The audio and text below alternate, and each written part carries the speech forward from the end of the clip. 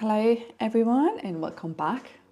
I actually feel so awkward right now talking in front of the camera again because I have not done that in quite a while, so it always feels very awkward and strange when I get back to it. But here we go. I definitely wanted to say welcome back, as I've already mentioned, and I have noticed we have again picked up quite a few new subscribers, which I am very thankful for. So hello to all the new faces, but also a very huge big thank you to all the subscribers and all of you who have been here from the beginning. I believe it was quite a journey, and it's a very long journey. Is it the right word? As in timeline long journey, because it takes time, right, to do everything that you see besides having a full-time job. But anyway, this is why I'm actually here, because I enjoy it very much. I actually love it. And timeline wise, my journey is very, no, not the journey. Journey? Can you say journey? I think so. The journey process, learning curve was actually huge. Implementing what you learn, because I'm not doing it every time or every day, is slow, if that makes sense. But anyway, here we go.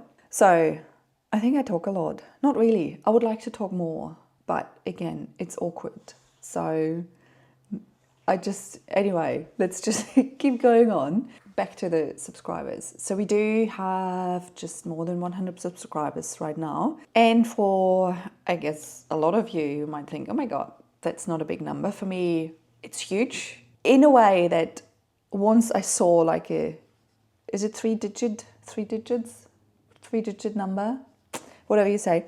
So once I saw that, I actually felt a bit overwhelmed, almost a bit anxious again. And then also that puts a lot of pressure on me to always produce and think of those deep topics. Because I know there's one video that I have created, which is quite deep, I think, meaningful. It takes a long time. Like, I'm not just thinking of a topic and then go out and do something. Like, topics like that sit with me for weeks, if not months, and I think about it, rethink it, and I don't know how to explain this. It's almost like putting the camera on in front of me and all my thoughts are poof gone. But if you turn the camera off, and if I'm go out for a walk, or I'm actually out mountain biking and there's a topic that really caught me, I have just so many thoughts. Like, it's just weird. It's just so many things come to me, and I was like, oh, this is good, and I need to talk about this, and I need to write this down, and I should remember that later and everything.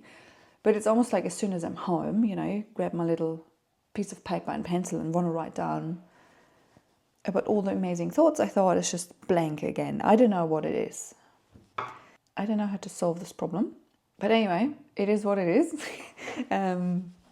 Nothing I can do about it. It's the same with almost like having, not that I want to have an argument with someone, but if I have even just a conversation with someone or an argument that happens once in a while, right at this time, it's just like my brain is blank.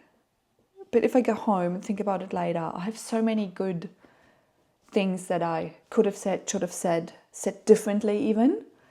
I don't know. I hope I'm not the only one who can experience that. So lots of rambling today. See how much I'm going to cut out of it. Probably a lot. So new subscribers, feeling overwhelmed, anxious a bit. But there is a topic I want to talk about. It has been on my mind again for a couple of weeks. So it kind of sits a little bit with what we have been talking about today, that, you start on a path, but then you have these moments that feel new or uncertain or maybe even uncomfortable. But that's all okay. So I have more subscribers. It is a path I've chosen, of course. I am allowed to feel, I guess, uncertain about it, or a bit awkward, overwhelmed, panicky a bit about it. But that's all part of the journey, right? So we're learning to feel comfortable with this new setting, then we feel okay again, and then we move on.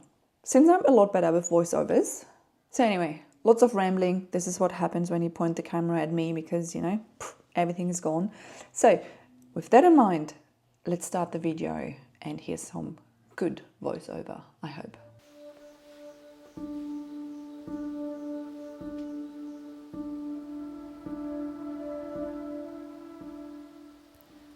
I often think that finding your own path is just the beginning. It sounds like the ultimate goal, but really, it is only the first chapter.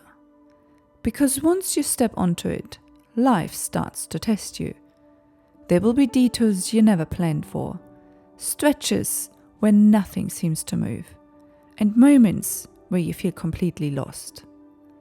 I have been there myself recently, caught in what felt like a setback. The first step was simply noticing it, not rushing to fix it, just sitting with it, letting myself feel it, even though that can be uncomfortable.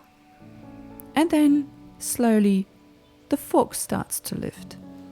The path begins to show itself again. Maybe not exactly where we left it, but close enough to remind me that I'm still moving forward. Some of my detours are subtle. They do not look dramatic from the outside, but inside, they feel huge. Like my anxiety about going to new places on my own. It can be a beautiful day, the perfect chance for adventure. Yet, the thought of stepping into the unknown without a familiar face beside me can make me want to stay at home. And most times I do. Other detours are harder to swallow. Like when I invite a loved one to join me on something I'm really excited about, and they say no. Somehow, a no from someone close cuts deeper than a no from a friend. Maybe it is because, deep down, we hope they will see the things we love as worth loving too. And when they don't, it can feel like a little piece of that excitement is left hanging in the air, unshared.